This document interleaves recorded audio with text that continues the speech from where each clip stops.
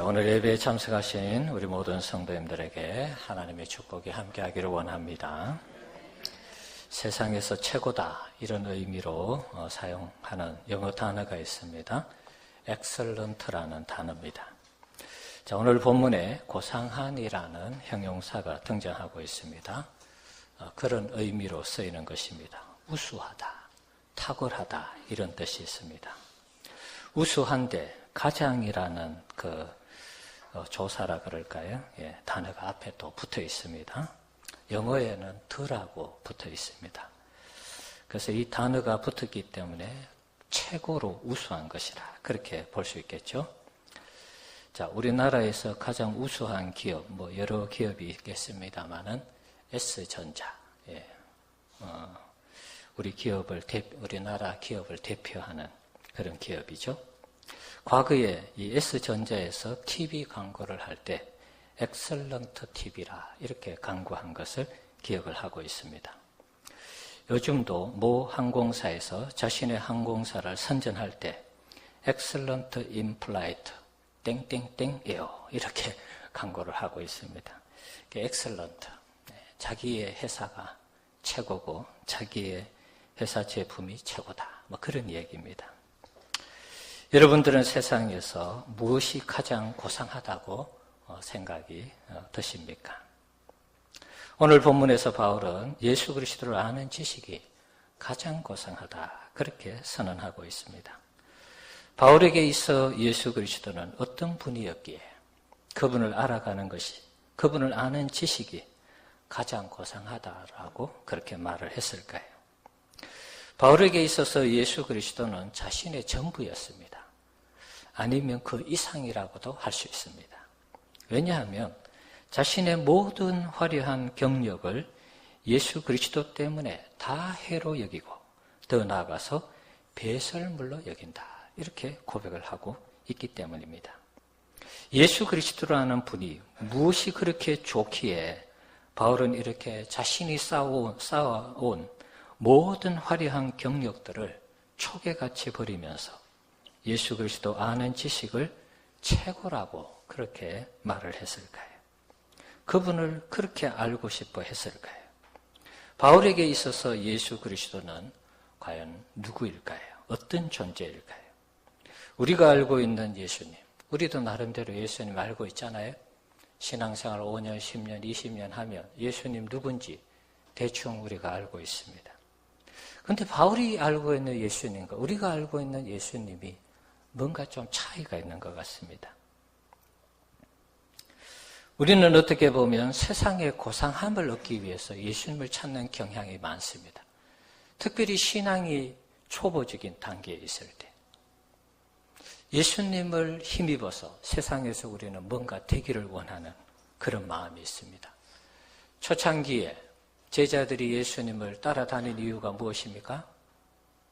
예수님이 예루살렘으로 올라가서 왕이 되면 나는 좌의정하고 나는 우의정하려고 예수님을 따라다닌 것이죠. 그래서 길 중간에서 싸우기도 했습니다. 네가 크냐 내가 크냐 싸우기도 했습니다. 우리는 그런 경향이 있습니다. 그런데 바울은 세상의 고상함을 다 포기하고 예수님 알기를 원했습니다. 또 예수님 아는 것을 최고의 가치로 여겼습니다. 바울은 그의 인생에 있어서 크게 2번 예수님을 만났다 이렇게 볼 수 있습니다. 제가 이제 2번이라고 하는 것은 성경에는 여러 군데에서 바울이 예수님을 만났습니다. 저는 이제 크게 2가지로 다루는 것은 첫 번째는 사도행전 9장에서 처음 예수님을 만났던 회심하는 사건, 그걸 첫 번째 만났다라고 하고, 두 번째는 전체 사역 중에서 이 바울이 해외 선교 사역을 하면서 그때 만난 예수님 전체를 저는 2번으로 그렇게 한번 여러분에게 말씀드리고 싶습니다. 사도행전 9장에 보면 예수님을 만나는 바울의 모습을 우리가 알 수 있습니다. 사도행전 9장에는 자세히 소개되지 않지만 이방인의 사도로 세우는 그런 모습을 볼 수 있죠. 사도행전 22장 21절 우리 한번 읽어보겠습니다. 나더러 또 이르시되 떠나가라 내가 너를 멀리 이방인에게로 보내리라 하셨느니라. 이 내용은 바울이 이제 자신의 이 회심하는 과정을 총독과 왕들 앞에서 고백하는 그런 내용입니다. 사도행전 9장에 예수님을 만난 사건을 간증하는 내용 중에 한 부분들입니다. 그런데 이제 22장에서는 이방인에게 나를 보냈다. 그러니까 이방인의 사도로 세웠다는 말씀을 뒷받침해 주고 있습니다. 사도행전 26장에 있는 내용을 한번 읽어보겠습니다. 이스라엘과 이방인들에게서 내가 너를 구원하여 그들에게 보내어 그 눈을 뜨게 하여 어둠에서 빛으로 사탄의 권세에서 하나님께로 돌아오게 하고 죄사함과 나를 믿어 거룩하게 된 무리 가운데서 기업을 얻게 하리라 하더이다. 아그리빠 왕 앞에서 바울이 자신이 만난 예수님 회심한 과정을 설명하는 가운데 18절에 보면 이방인에게 보냈는데 어떤 사역을 구체적으로 해야 되느냐 그것을 말씀하고 있습니다. 그 눈을 뜨게 하여 어둠에서 빛으로. 바울의 비늘이 벗겨졌죠. 예수님 만나면서 그 눈에 비늘이 벗겨졌습니다. 자기가 하나님에 대해서 다 잘안다고 생각했는데 예수님을 만나면서 전혀 자기가 하나님에 대해서 오해한 것이 너무나 많았습니다. 비늘이 벗겨지면서 그가 예수님을 새롭게 만나고 그 다음부터 예수를 전하는 사람이 되었습니다. 어둠 가운데 있는 사람을 빛으로 인도하라는 사명을 받았습니다. 사탄의 권세 아래에 있는 사람들을 하나님께로 돌아오도록 그렇게 사명을 받았습니다. 죄사함과 나를 믿어서 거룩하게 된 무리들 가운데 기업을 얻게 하라. 예수를 믿어 천국 가는 하나님 나라에 들어가는 이 일들이 있음을 전할 것을 예수님이 이때 당시 나타나셔서 말씀하셨다는 것입니다. 바울의 사명은 한마디로 이방인을 위한 구원이었습니다. 이것은 세상에서 소위 말해서 돈을 주고 사고 파는 어떤 그런 일들을 하는 사역이 아니었습니다. 바울의 사명은 영혼을 구원하는 그런 사명이었습니다. 한 영혼을 천국에 가게 하느냐, 가지 않게 하느냐, 이 바울의 사명이었습니다. 한 인생의 영혼을 책임지는 그런 일이었습니다. 그러니까 세상에서 되어지는 그런 일들과 자신이 하는 일을 비교하면 이 수준의 차이가 나는 것이죠. 그래서 자신이 하는 일을 가장 고상한 일이다. 이렇게 표현을 한 것입니다. 예수님도 요한복음 17장 3절에서 이런 말씀을 하셨습니다. 한번 보여주실래요? 자, 한번 읽어봅시다. 영생은 곧 유일하신 참 하나님과 그가 보내신 자 예수 그리스도를 아는 것이니라. 아멘. 예수님이 영생에 대해서 설명하면서 하나님과 예수님 당신을 아는 것이 영생이다. 이렇게 설명하셨어요. 그러니까 바울이 이방인을 구원함에 있어서 믿지 않는 자들을 구원시켜서 하나님의 자녀로 백성으로 만드는 이 영생을 얻게 하는 이 작업, 이것이 바로 하나님이 바울이 생각할 때 가장 인생에 있어서 최고로 고상한 일이다. 이렇게 이제 자기가 생각을 한 것이죠. 그래서 부르심을 받은 이후에 바울은 복음을 전하는 데 앞장서면서 이 선교 사역을 감당한 것입니다. 하나님의 나라에 들어가는 이 일이 너무나 귀하기 때문에 세상의 모든 것은 배설물로 여긴 것입니다. 그래서 선교하면서 자신의 전 인생을 선교에 전도하는 일에 희생을 한 것입니다. 배설물이 좋다고 우리가 안고 사는 사람 없을 것입니다. 하나님 나라에 들어갈 때 이 세상의 모든 것이 배설물과 같이 된다는 것이죠. 사실 우리가 하나님 나라에 들어갈 때 우리가 세상에 있는 것을 가지고 가는 사람 아무도 없습니다. 또 세상에 있는 것 때문에 천국 가는 사람 아무도 없습니다. 천국 가는 것은 오늘 새벽에 말씀드린 것처럼 은혜로 가는 것입니다. 예수를 믿어서 천국 가는 것입니다. 우리가 이 땅에서 뭘 해서 했는 기념비적인 그 일을 들고 천국 가는 것이 아닙니다. 그러므로 바울이 이야기하는 이 세상에 있는 모든 것이 배설물로 여겨지는 것은 당연한 것이죠. 오히려 천국을 들어감에 있어서는 거추장스러운 것이 되는 것입니다. 바울은 예수 그리스도로부터 받은 이 사명을 가지고 선교하는데 몸소 선교하면서 예수 그리스도를 아는 지식이 가장 고상하다는 것을 확신하게 됩니다. 앞부분의 사도행전 9장의 내용은 그리스도로부터 받은 소명과 사명에 대해서 확신을 하는 그런 내용이고요. 그 다음에 이제 선교 현장에서 정말 예수 그리스도의 이 지식이 가장 고상한가 그 부분을 확인하는 과정이라 그렇게 볼 수 있습니다. 그래서 저는 바울이 사도행전 9장에서 만난 예수님, 사역하면서 만난 예수님, 크게 두 부분으로 예수님을 만났다. 저는 그렇게 표현을 한 것입니다. 바울은 성령의 보내심을 받고 1차 전도 여행 때 바나바와 함께 선교 여행을 떠나죠. 안디옥 교회에서 함께 사역하는데 성령께서 어느 날 두 사람을 세워서 선교사로 파송을 합니다. 그래서 1차 전도 여행을 은혜 가운데 마치고 돌아오죠. 그리고 2차 전도 여행을 떠납니다. 그것이 사도행전 15장 오늘 새벽에 살펴본 것처럼 하반부부터 시작해서 16장으로 이어집니다. 2차 선교 이 전도 여행도 마찬가지입니다. 소아시아 지역에 복음을 전하기를 원했는데 성령이 허락하지 않았습니다. 그러다가 무시아에서 드로아로 내려가는 길에 환상을 보게 됩니다. 마게도냐 사람, 지금의 이 그리스 지역, 그 위에 불가리아, 이런 지역들입니다. 그 마게도냐 지역에 있는 사람이 나타나서 우리를 도우라, 이런 환상을 보게 되죠. 그래서 바울이 소아시아 지역, 지금 터키 지역입니다. 그 지역에 선교하려고 하는 것을 중단하고 유럽으로 넘어가는 이 출발점을 가지게 되는 것입니다. 빌립보는 지금 그리스 지역으로 들어가 있습니다. 여러분 나중에 지도를 한번 참조해 보시기 바랍니다. 자, 터키 지역에서 배를 타고 이 빌립보 지역으로 들어가게 됩니다. 자, 그곳에서 복음을 전하는데요. 2차 전도 여행 때 첫 번째 세워진 교회가 빌립보 교회입니다. 첫 열매라고 할 수 있죠. 성령의 인도를 받고 빌립보 지역으로 들어갔는데 복음의 불모지입니다. 예수에 대해서 전혀 듣지 못한 그런 상황인데 빌립보에 가서 복음을 전했는데 예수 믿는 사람들이 생겼습니다. 첫 번째 열매가 누굽니까? 자주 옷감 장사하는 루디아라는 여성입니다. 바울이 강가에 가서 안식일 날 기도하기 위해서 나갔는데 여성들이 있었습니다. 예수를 전했습니다. 그 중에 루디아라는 이 여성이 예수를 영접했습니다. 믿었습니다. 그리고 세례를 베풀었습니다. 그러니까 이 여성이 우리 집을 활용해서 당신이 여기에 머물면서 복음을 전해라. 이렇게 된 것입니다. 자연스럽게 사실 바울은 루디아라는 여성을 처음 만났잖아요. 복음 전하고 예수 믿게 되고 세례를 받으면서 우리 집, 어떻게 보면 가정교회죠. 우리 집을 근거로 해서 복음을 전하면 좋겠다. 그렇게 시작이 된 것입니다. 그러다가 두 번째 열매를 맺는데 간수장의 가정을 복음화시킵니다.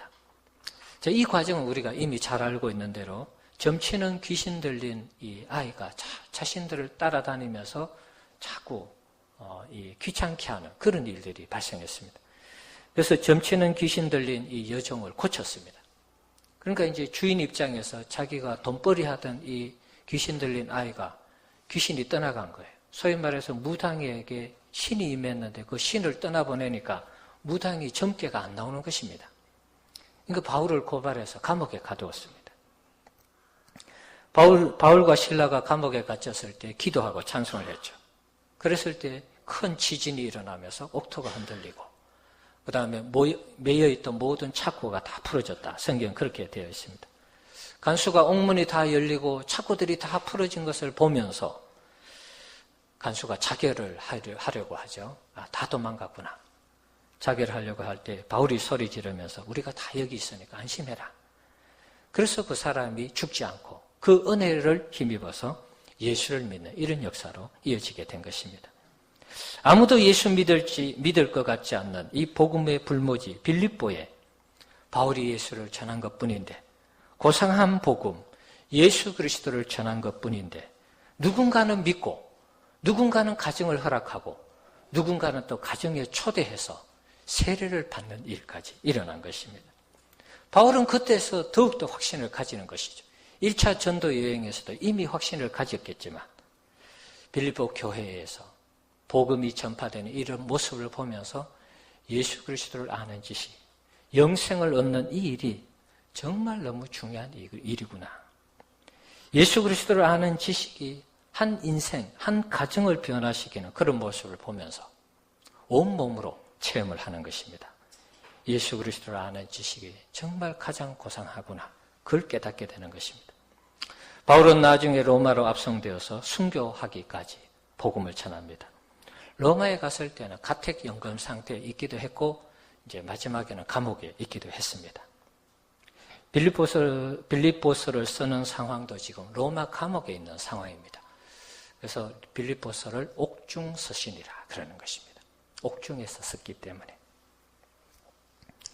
빌립보서를 이렇게 쓰면서 빌립보 교인들을 염려하는 그런 모습을 이 빌립보서에서 우리가 발견할 수 있습니다. 이 글을 쓰면서 빌립보서 이 내용을 쓰면서 바울은 예수 그리스도를 아는 지식이 가장 고상하다. 그렇게 가르치고 있는 것이죠. 바울은 로마로 압송되어서 사도행전 28장 마지막 절을 보면은 가택연금 상태에 있으면서도 바울은 계속해서 예수 그리스도에 대한 부분을 가르칩니다. 그가 예수께 받은 이방인을 구원하고자 하는 그 사명 받은 것을 끊임없이 순교할 때까지 계속해서 감당하는 그런 모습을 볼 수 있습니다. 사도행전 28장 말씀 같이 한번 읽어봅시다. 바울이 온 이태를 자기 셋집에 머물면서 자기에게 오는 사람을 다 영접하고 하나님의 나라를 전파하며 주 예수 그리스도에 관한 모든 것을 담대하게 거침없이 가르치더라. 아멘. 가택연금 상태에 있는 상태입니다. 지금은. 그래도 밖으로는 자유롭게 출입을 못했어요. 그래서 자기들에게 오는 사람에게는 다 영접해서 하나님의 나라를 전파하고 주 예수 그리스도에 관한 모든 것, 고상한 지식을 담대하게 거침없이 가르쳤다. 그리고 이 사도행전이 끝나는 것입니다. 바울의 이 전체적인 삶을 한마디로 정리를 하면 예수 그리스도를 아는 삶에 자신을 들였고 그 예수 그리스도를 아는 지식을 전함에 자신의 전 인생을 들였다라고 볼 수 있는 것입니다. 죽음 직전까지 예수 그리스도를 아는 지식이 가장 고상함을 가르치는 이 일에 최선을 다한 것입니다. 그의 이런 뜨거운 열정이 신약 성경 절반을 집필하는 그런 결과로 이어졌습니다. 그리고 그의 열정이 지금 우리의 손에 고스란히 성경으로 담겨져 있는 것입니다. 사랑하는 성도 여러분, 저는 앞으로 우리 교회를 고상한 교회로 세우고 싶은 그런 마음을 가지고 있습니다. 고상한 교회. 우리 고상한 교회가 우리 교회의 브랜드가 됐으면 좋겠다. 그런 마음이 있습니다. 고상하다. 앞에서 설명했습니다. 세상에서 최고다. 그런 의미입니다. 엑셀런트. 우수하다. 탁월하다. 이런 뜻입니다. 근데 이제 우리가 뭐 가만히 있다고 우리가 고상한 교회가 되는 건 아니잖아요. 우리가 다 함께 노력을 해야 되는 것입니다. 세상에서 이 브랜드는 굉장히 중요하다는 것을 최근에 깨닫게 되었습니다. 금요일 날 제가 그 파운드라는 영화 얘기를 좀 했습니다. 그걸 다시 하지는 않겠습니다. 세상에서 어떤 브랜드화가 될 때에 그것이 사람들에게 다가가는 어떤 그 영향력, 파급력은 대단한 것입니다. 앞에서 S전자에 대해서 얘기했습니다. S전자가 만드는 휴대폰, 그걸 들고 다닌다. 그 자체가 이미 어떤 이 레벨의 어떤 그 수준을 가늠할 수 있는 것입니다. S전자에서 만든 휴대폰을 들고 다닌다. 그럼 세계에서 최고급 휴대폰을 들고 다니는 것입니다. 그러니까 그 물건을 들고 있다는 것 자체가 자부심이 생기는 것입니다. 자동차도 마찬가지죠. 우리나라 자동차 타는 거, 우리나라 차 좋죠. 근데 우리나라는 이 사대주의적인 이런 이 정신이 있어서 외국 거를 더 좋아하죠. 더 선호하고. 사실은 또 우리나라 자동차보다 사실은 기술력이 앞서 있습니다. 그래서 비싸기도 하고 기술도 좋습니다. 독일에 있는 BMW, 벤츠 이런 차를 타면 그 차를 타는 자체가 굉장히 자부심이 있는 것이죠. 우리도 한 번 더 보잖아요. 지나가다가 외국 차네? 외제차네? 벤츠네? BMW네? 그러면서 우리가 한 번 더 보지 않습니다. 브랜드가 그만큼 중요하다는 것입니다. 애들 좀 밖에 좀 조용하라고 그러세요. 네, 조금만 좀 조용하게 했으면 좋겠어요. 그래서 우리 교회, 이 백석교회의 이 브랜드를 생각한다면 고상한 교회의 이미지를 추구하는 것이 좋겠다. 그런 생각을 합니다. 우리 백석교회 다니는 것이 자부심이 느껴져야 되잖아요. 네. 나 백석교회 다녀. 아이, 쪽팔리고 부끄러워서 말도 못하겠어. 그러면은 이게 브랜드화가 안 되는 것입니다. 내가 백석교회 다니는 것 자체가 뭐 다른 사람 얘기 안 해도 내가 자부심을 가지는 것이 중요하고요. 내가 백석교회 다닌다라고 이야기했을 때 다른 사람들이 야, 그렇게 좋은 교회를 다니냐 이렇게 부러워할 때 그것이 그야말로 브랜드화가 되는 것입니다. 고상한 교회가 되기 위해서는 다 같이 노력을 해야 되는 것입니다. 고상함 자체가 예수 그리스도에게 있습니다. 이미 고상함의 핵심은 우리에게 주어져 있는 것입니다. 그 고상함을 어떻게 담아내고 어떻게 전달하고 어떻게 계속해서 다음 세대에 이어지게 하느냐 이것이 관건인 것입니다. 고상하다가도 하루아침에 부도날 수도 있는 것입니다. 대기업들, 옛날에 잘 나가던 대기업들 있죠? D그룹. 옛날에 4대 그룹 안에 들었습니다. 어느 날 갑자기 부도가 나서 그룹이 다 해체되었습니다. 교회도 마찬가지입니다. 과거에 어떤 교회 하면 참 좋은 교회로 인식이 됐는데 문제가 터지고 사건이 터지니까 그 교회 왜 그래? 그 목사님 왜 그래? 이렇게 되는 것입니다. 그러니까 이 브랜드를 유지한다는 것은 굉장히 중요한 것입니다. 한 기업이 100년을 넘어가는 기업이 잘 없다고 합니다. 우리나라 기업 중에 지금 100년을 넘어가는 기업이 있습니까, 여러분? 삼성도 100년 안 됐을 거예요, 제가 알기로는. 지켜봐야 되겠죠. 핀란드의 노키아라는 이 핸드폰, 전 세계를 장악하는 이 핸드폰 회사가 스마트폰을 따라잡지 못하면서 망했습니다, 여러분. 물론 다시 그 브랜드를 살리는 작업을 지금 하고 있습니다. 그런데 어느 순간 기업이 따라가지 못하면 망하는 것입니다. 교회도 마찬가지라고 봅니다. 우리 안에 고상함이 건재하고 고상함이 우리 가운데 주어질 때 이것이 계속해서 지속되는 것입니다. 이미 우리에게 주어져 있다고 그랬습니다. 예수님 자체가 너무 고상한 분입니다. 그걸 우리가 어떻게 수용하고 가르치고 전수하고 계속해서 우리 안에 그 고상함으로 머물게 하는가 이것은 우리의 문제인 것입니다. 오늘 스승의 주일이죠. 고상한 복음은 우리에게 이미 주어져 있습니다. 예수님을 통한 복음의 완성, 그 복음을 바울이 유럽을 거치면서 이 복음이 고상하다는 것이 증명이 되었습니다.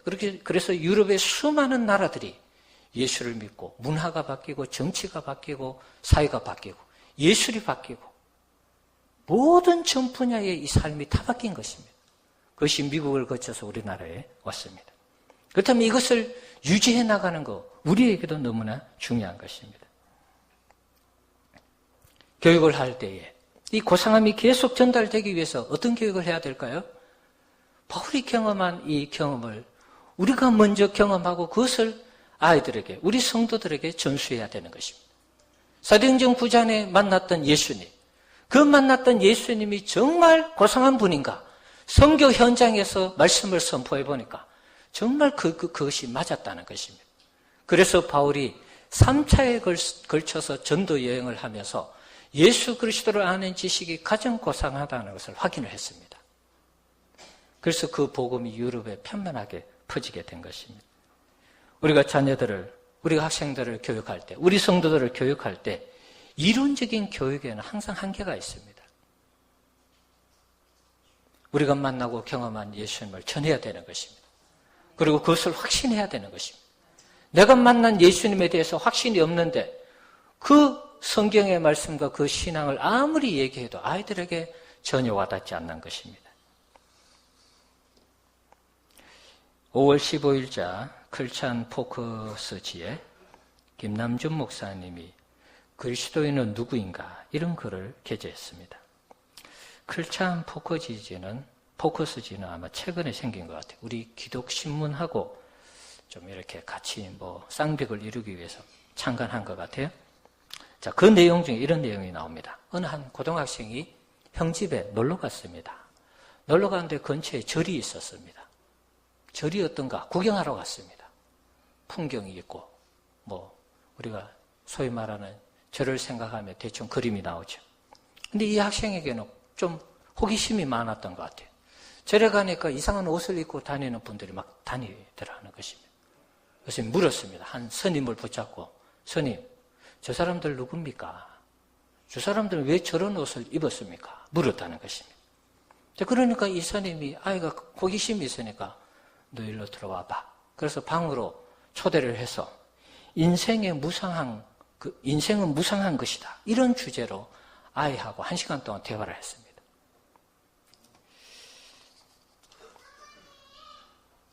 자, 이 스님과 짧은 만남을 가진 이 학생이 집으로 돌아와서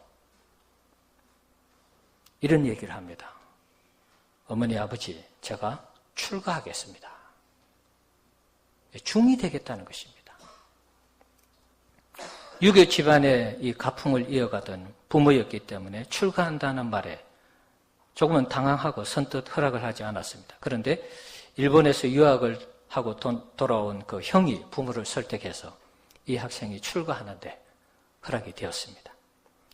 그래서 이 사람은 70년 이상 70세가 넘어가면서까지 자기가 이 출가한 내용을 가지고 책을 남겼습니다.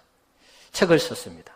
그의 책에서 그는 그 어린 시절 학생이었던 자신에게 이 선문답을 건넨 분이 바로 성철스님이다. 그런 고백을 했습니다.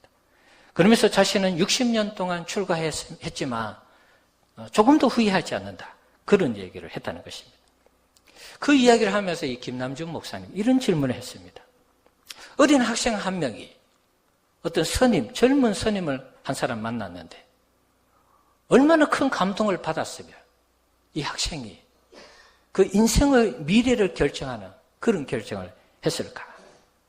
그 만남이 정말 존재에 대한 울림, 큰 사람을 만날 때 존재에 대한 울림으로 그에게 다가갔기 때문에 이 한 학생이 변화된 것이다. 이런 얘기를 했습니다.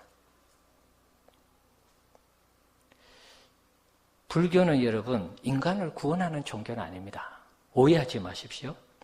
불교는 어떻게 보면 도를 깨우치는 종교입니다. 도를 닦는 종교죠. 참선하면서 어떤 진리를 깨닫고 어떤 그 사람이 이해하지 못한 어떤 경지, 수준까지 이르는 것입니다. 초월의 경지라 그럴까요? 그렇지만 초월의 경지에 이른다고 해서 그 사람이 구원을 받는 것은 아닙니다. 불교에서 극락왕생한다 이런 내용이 있죠. 천국에 간다. 불교에서 천국에 간다는 이 가르침은 후대 그 제자들이 어떻게 보면 만든 것입니다. 석가 자체가 불교를 이렇게 만들었다고 할까요? 하여튼 만들었다고 치면 석가 자체는 왕생 극락한다는 이런 가르침을 가르치지 않았습니다. 영생이 있고 천국이 있다고 가르치지 않았습니다. 제가 전에 한번 얘기했죠. 석가모니에게 그 제자가 와서 한날은 선생님 죽음에 대해서 좀 말씀해 주십시오. 그때 석가가 뭐라고 얘기했습니까? 야, 이 사람아, 살아서도 하는 일을, 살아서도 되어지는 일을 내가 다 모르는데 죽어서 되는 일을 내가 어떻게 아느냐. 호통쳤다는 한 일화가 있습니다. 그러니까 석가는 죽음 이후의 세계에 대해서 말하지 않았습니다. 그런데 그 후대 제자들이 이걸 추구한 것입니다. 제 말이 진짜인지 가짜인지 여러분이 검색해 보시면 아실 것입니다. 그래서 불교에서는 어떤 무소유의 개념, 요즘 스님들이 좀 뜨는 스님들 보면 무소유 이러면서 책도 나오고 강연도 합니다. 전에 한번 제가 초청주일 때 영상 보여드린 거 여러분 기억나시죠? 그 스님. 그 어머니가 돌아간 한 젊은 여청년이 그 스님께 질문했잖아요. 우리 어머니가 돌아가셨는데 천국에 갔을까요? 물었습니다. 근데 그 스님 뭐라고 얘기했죠? 갔다고 생각하면 가는 거 아니냐? 이렇게 대답했습니다. 갔다고 생각하면 가는 것입니까, 여러분? 그것이 우리 기독교와 불교의 차이인 것입니다. 그래서 불교는 구원의 종교가 아니라 저는 그렇게 말하는 것입니다. 불교를 폄하하거나 무시하는 그런 내용은 아닙니다. 그런 얘기는 아닙니다. 불교에도 감동이 있고 불교에도 가르침이 있고 불교에도 출가할 수 있는 어떤 그런 감동이 있는 것입니다. 그러나 그에게 불교에 구원이 있다는 그런 것은 아닌 것입니다. 저는 이 시간에 김남준 목사님의 이 글을 여러분에게 소개하면서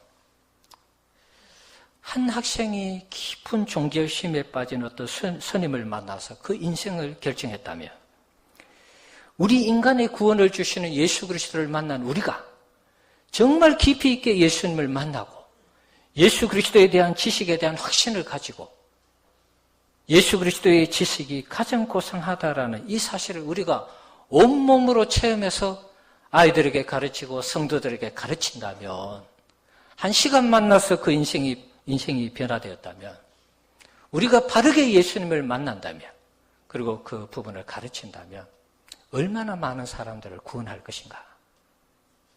예. 도를 깨닫는 경지에 이르는 것이 아니라 한 영혼을 구원하는 일이 우리의 손에 여러분 달려있는 것입니다. 사랑하는 성도 여러분, 스승의 주일에 말씀을 가르치는 자들을 귀하게 여기고 그들을 위해서 기도하는 우리 성도님들이 되어야 되겠습니다. 가르치는 자의 사역이 우리 교회의 미래를 좌우하는 것입니다. 우리의 신앙을 결정하는 것입니다. 오늘 장로님 기도하셨습니다만 교육자들, 우리 교사들, 또 구역장들 가르치는 자들이 잘못되면 그 가르침이 이상하게 되어서 교회가 교회타워지지 않는 것입니다. 복음이 복음타워지지 않고 교회는 무너지는 것입니다. 고상한 교회가 되었다 하더라도 10년, 20년, 30년 후에 잘못되는 교회가 되는 것입니다. 그래서 가르치는 분들을 우리에게 귀하게 여기면서 그들을 위해 기도해주고 때로는 위로하고 격려하는 이런 아름다운 모습이 있어야 되겠습니다. 예수 그리스도 자체가 고상한 분이셨고 그분을 소개한 또 전파한 바울이 고상한 분임을 예수님의 그 지식이 고상한 것임을 증명했습니다. 자, 그렇다면 우리가 이제 이것을 이어받았는데요. 우리가 이 고상함을 계속해서 이어져 내려가도록 우리가 최선을 다해야 되겠습니다. 먼저 가르치는 분들이 저를 위시해서 지도자들, 가르치는 교역자들, 우리 교사들, 또 구역장들 정말 이 부분에 있어서 예수님을 더 많이 알려고 하고 예수님을 더 많이 체험하려고 하고 예수님을 날마다 더 가까이 하려고 하는 이런 신앙이 있어야 되겠습니다. 날마다 우리가 주님을 만나는 감동과 감격이 있는 신앙인이 된다면 이 신앙의 전순을 계속해서 이어져 내려갈 것입니다. 고상함이 우리 가운데 있고 우리가 그것을 계속해서 전수하는 사람이 된다면 우리 백석교회는